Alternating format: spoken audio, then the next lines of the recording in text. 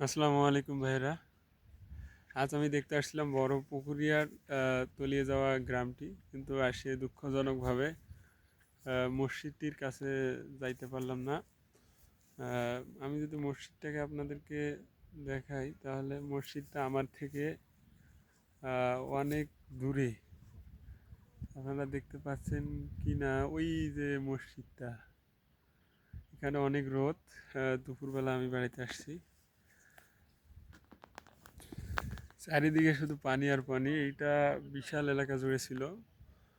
ওইদিকে ছিল, তারপরেও সামনে কিছু জায়গা ছিল, সামনে ওই দুইটা গ্রাম ছিল। জানি না এখানে কোনো লোক নাই আশেপাশে। এদিকে আছে কয়েকটা গরু। আর লাস্টে তো আমরা এই যে এইখানের এইখান থেকে আমরা যাইতে পারলাম না। আমি যদি আপনাদেরকে দেখাই, তাহলে আপনারা দেখতে পাবেন এই যে এই জায়গাটা পানি, এই জায়গাটা পানি থাকার কারণে আমরা আর কি যাইতে পারলাম না। এটাই হয়তো ছিল বাংলাদেশের প্রথম কয়লা উত্তোলন, কয়লার খনি।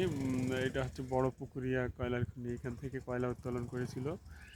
এটা বাংলাদেশের একটা অমূল্য সম্পদই বলা যায়। এটা দিয়ে বাংলাদেশ বিশ্বের কাছে পরিচিতি পেয়েছিল। এখানে মূলত চায়না প্রজেক্ট কাজ করে তারা। আমাদের গ্রামেরও অনেক শ্রমিক ভাইয়েরা আছে, তারা এখানে এসে কাজ করে। আসলে কোনো কিছু নিয়ে অহংকার করার কিছুই নাই। এইখানে একসময় বসতি ছিল, অনেক মানুষের বসবাস ছিল। এখন সময়ের ব্যবধানে সব কোনো একটি কারণে যাই হোক এখানে তলিয়ে গেছে। তো সব কিছুরই একটা শুরু থাকলে শেষ আছে। তো জীবনেরও একটা শুরু থেকে শেষ আছে। আমরা কোনো কিছু নিয়ে আমরা ওই ঐতিহ্য বা দম্ভ করতে পারি না, কারণ জীবনের যদি শুরু থাকে তাহলে শেষও আছে। তাহলে এই দুদিনের দুনিয়ায় আমরা কিসের এত অহংকার করি? তো এই যে আমরা আবার বাসার দিকে রওনা দিচ্ছি। এখন আমরা বাসার দিকে যাব, কিন্তু আশিটাশি দেখা হলো না। এটাই বড় দুর্ভাগ্যের বিষয়। চারিদিকে শুধু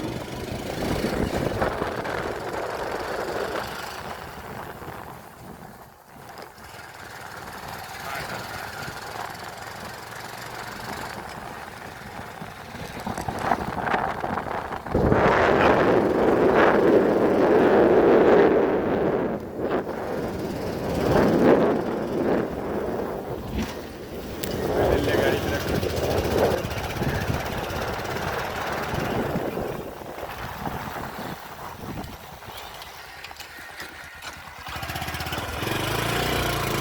এই বড় ভাইরা, কেমন আছো? আমরা সামনে এগুলো দেখতে পাবো আবার।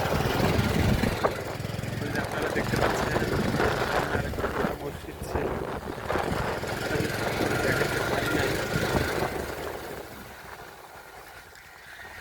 আসলে ভাই, আমরা অত বড় সেলিব্রিটি মানুষ না, তো সেজন্য আমাদের কথাগুলো হয়তো clear নাও হতে পারে।